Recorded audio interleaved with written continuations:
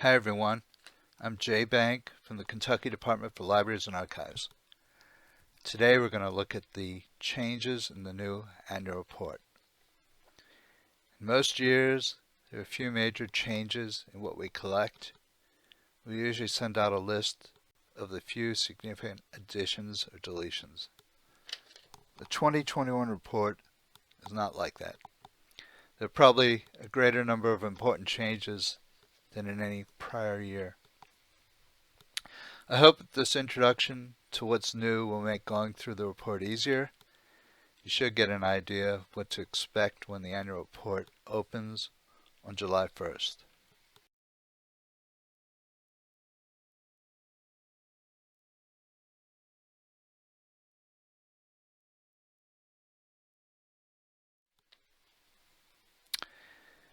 Things in the survey would certainly be a lot easier if the report were not changed every year.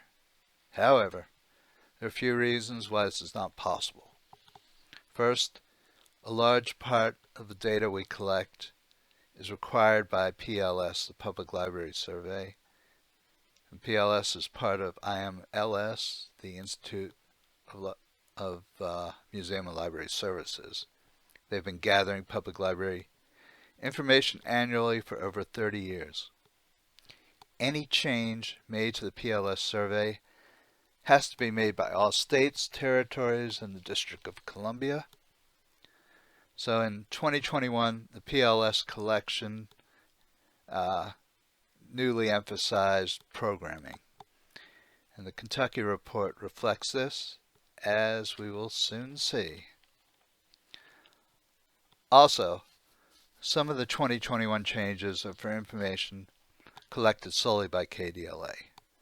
We try to delete information that's no longer deemed important, to revise items, to make things clearer, and add items to reflect the changing nature of Kentucky public libraries. I think the best way to look at the annual report revisions is to start at the top of the report and work our way down to the last item, and then past that to the authorization page, and good news about that when we get there. I've used screen captures of last year's report when possible for the presentation.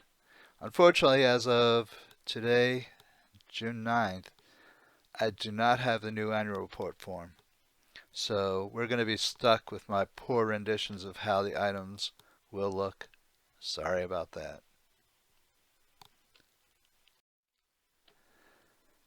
Starting near the top, we've removed the 3 questions about tax rates from the report. This information is reported elsewhere. The numbers entered for these items are often incorrect. They're not always formatted correctly, and sometimes the items are filled in by non-taxing districts.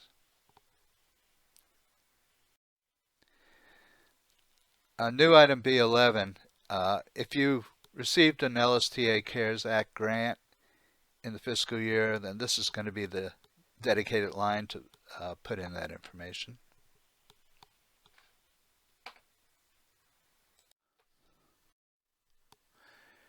Building repair and building maintenance are now a single item. When the next statistical report comes out, the previous years for these will also be added together.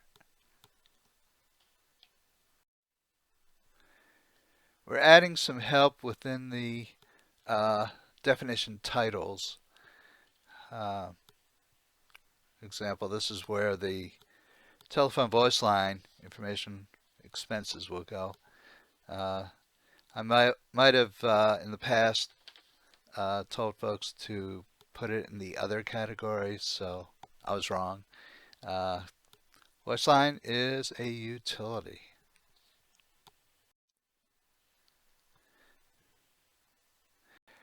So professional fees also includes membership fees. And we put that in parentheses in the next report.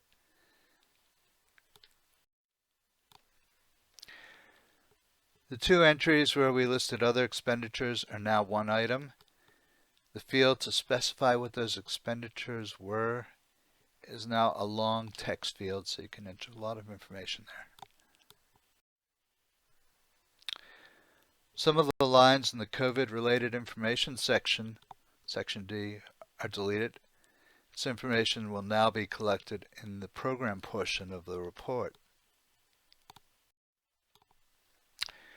We're going to stop asking for the license number and odometer reading from your outreach vehicles.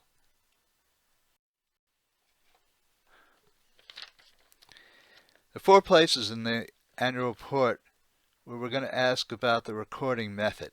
So, did you get an annual count, or did you count for a number of weeks and then multiply it to arrive at an annual count?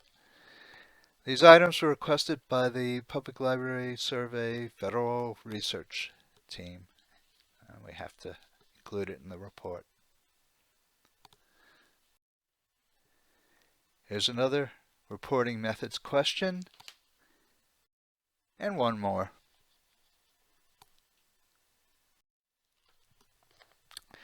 As I said before, the big push from the Federal Survey is in programming. And I thought Kentucky's questions in our past annual reports were pretty extensive. But we're now asking for a lot more. This is a good spot for a reminder about help. Plenty of help is available. There's a gray circle with a question mark next to every item in the online report. When you click on this, a window with that definition opens. We also have support on the annual report webpage, including what goes where, FAQs, the report submission process, and the latest annual report news. Your regional consultants are also a great resource for assistance. I'll apologize in advance for reading a lot of these definitions on the new programming data elements, but they're new to all of us. O53 is number of live, in-person, on-site program sessions, defined as an in-person, on-site program session is any planned event that includes an in-person attendance option and takes place at library facilities. Examples include, but are not limited to, a job skills class in the library or a nature program on the library grounds. Regardless of the number of formats in which a program session is offered, each program session should only be counted once and in one format category. Include in-person program sessions that also have a virtual attendance option and count them as a single program session.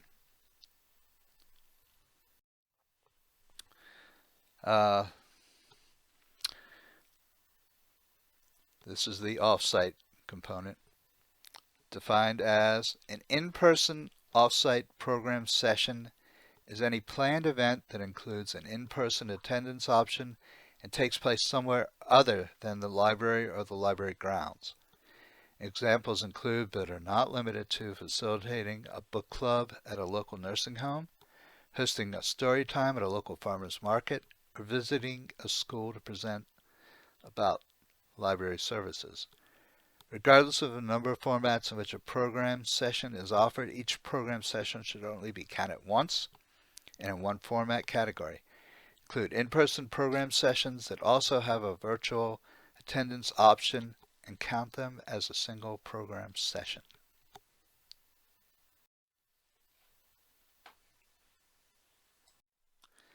Now let's look at item number 055. It's an auto-calculated field, which is a total of live on-site and live off-site programs. As you can see in the note, number of live in-person program sessions must be equal to the total program sessions that was auto-calculated in item 052, and you can see 052 above that. We have for many years collected the number of programs, broken them down by age group and by main library branches and bookmobile outreach. The new federal data elements are looking at the same programs but breaking it down by live on-site programs and live off-site programs. If you're not able to determine how many of your live programs are on-site or off-site, then please fill it in with the best estimate for items number 053 and 054 for this year.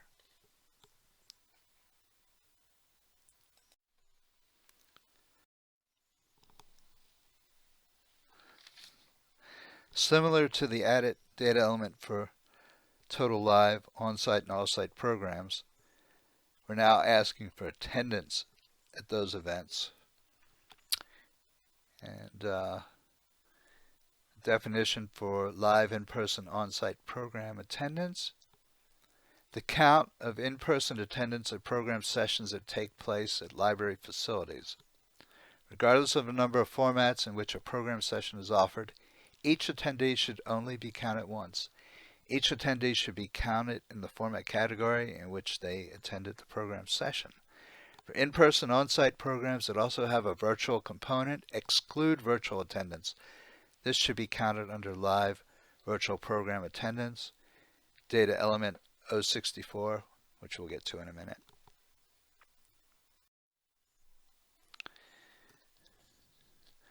And the counterpart to that is live in-person off-site program attendance, item 061, defined as the count of in-person attendance at program sessions that take place somewhere other than the library. Regardless of the number of formats in which a program session is offered, each attendee should only be counted once. Each attendee should be counted in the format category in which they attended the program session. For in-person off-site programs that also have a virtual component, exclude virtual attendance. This should be counted under live virtual program attendance, data element 064, and that comes up in a minute.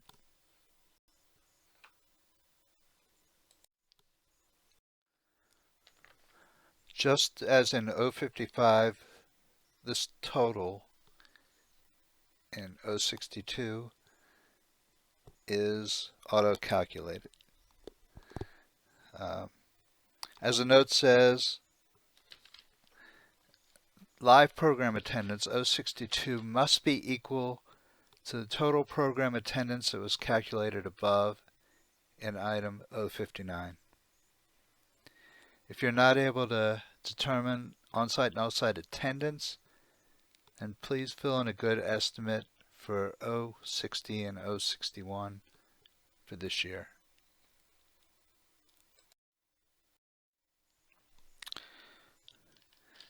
We are using the Federal Public Library Survey definitions to collect information on virtual program sessions and attendance. The way they define number of live virtual program sessions is a synchronous live virtual program session is any planned event that is streamed virtually and can be viewed live as it progresses, i.e. live streaming. Regardless of the number of formats in which a program session is offered, each program session should only be counted once and in one format category. Include virtual program sessions that are also recorded. Include program sessions hosted on Facebook Premiere that are facilitated by a staff member. Count virtual program sessions at the administrative entity level. Do not duplicate numbers at each branch. Exclude program sessions that also have an in-person component. These should be counted under live in-person on-site program sessions or number of live in-person off-site program sessions. Data elements 060 or 061.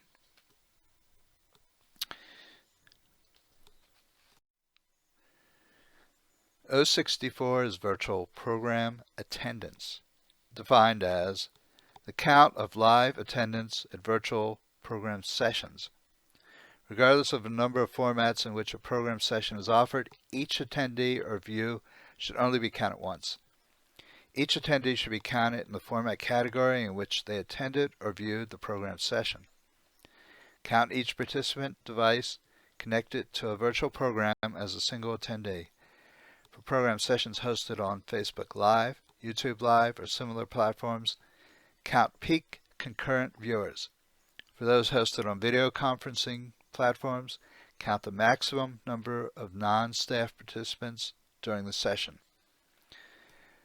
For virtual program sessions that are also recorded for later on-demand asynchronous viewing, exclude views that occur after the session is ended. These should be counted under total views of recorded program presentations, data element 065. For program sessions that also have an in-person component, exclude in-person attendance. This should be counted under live in-person on-site program attendance or live in-person off-site program attendance, data elements 061 or 062. I like those short definitions.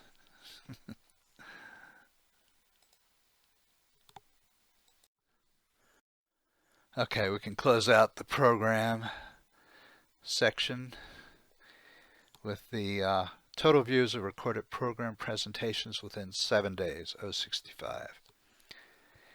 The count of views of asynchronous program presentations for a period of 7 days after the presentation was posted, even if that period extends beyond the survey reporting period or fiscal year.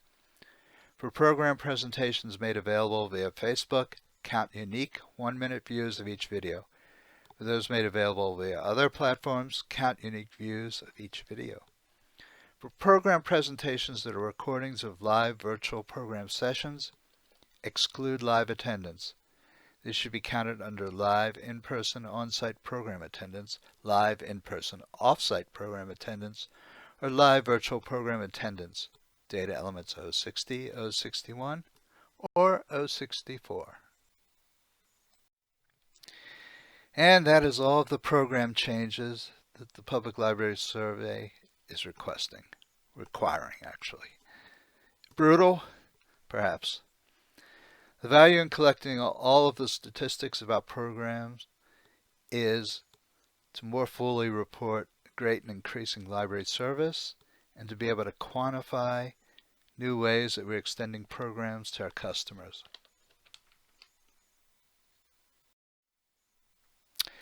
For the first time, we're asking for information about self-directed activities. Our definition is based on one that has been successfully used in annual reports in Connecticut and Wisconsin. We're borrowing other definitions. And the way they defined self-directed activities is as a planned independent activity available for a definite time period which introduces participating individuals to any of the broad range of library services or activities which directly provide information to participants. Activities differ from programs and that activities are unstructured and depend on the participation of the attendee to create the experience rather than a structured presentation offered by a librarian to a group at a set time. Examples of these types of passive activities include DIY stations, craft activity bags, make and take activity kits, and do science at home STEAM kits. This does not include informal services such as homework help. Count all activities, whether held on or off-site, that are sponsored or co-sponsored by the library. Exclude activities sponsored by other groups that use library facilities. And you can see that we have 3 different age groups. And that the totals for activities and participants will be auto-calculated. The fourth and final question about reporting method, this time for wireless services. And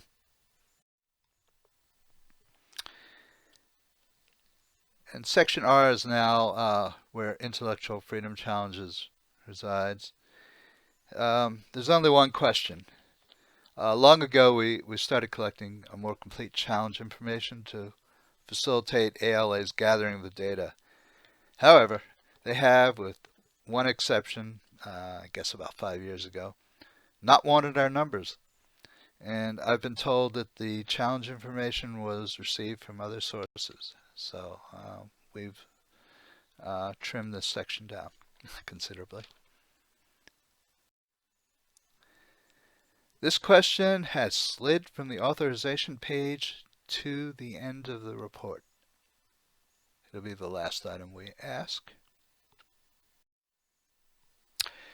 Very sad to report that you will no longer need to obtain signatures from your county clerk, county judge executive, or mayor.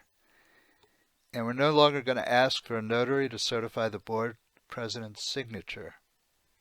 Also, as we just saw, the line report has been completed by has moved up to the back of the report. The new authorization page, the one on the right, looks rather barren, doesn't it? All we're asking for now is three things. Do you want state aid if it is available? Question at the top. My advice is to say yes, even though things don't look too good this year, but just in case. And since this is a sole application for state aid, so I would click on the yes box. We ask for your county name and then the signature of your president or chair of a library board. We have instructions in the annual report web help page for creating a PDF version of your report. And you may want to email this to your local officials who in past years have received a paper copy of the report. It's probably a good recommendation. Also, after all data for all counties is finalized, PDF reports will be available for the public on our website. Expect this to be completed in the first quarter of the following year. One final thing, the authorization page, when you do send it to us, we in the past recommended that it be certified, sent certified mail. Now it's a requirement. We just fear that things are going to get lost and we're not going to know where they are, and you'd have to go through all this again. So it's a good recommendation. So again, we greatly encourage you to take advantage of the help that's available in the online annual report, and the KDLA website, and from our regional consultants.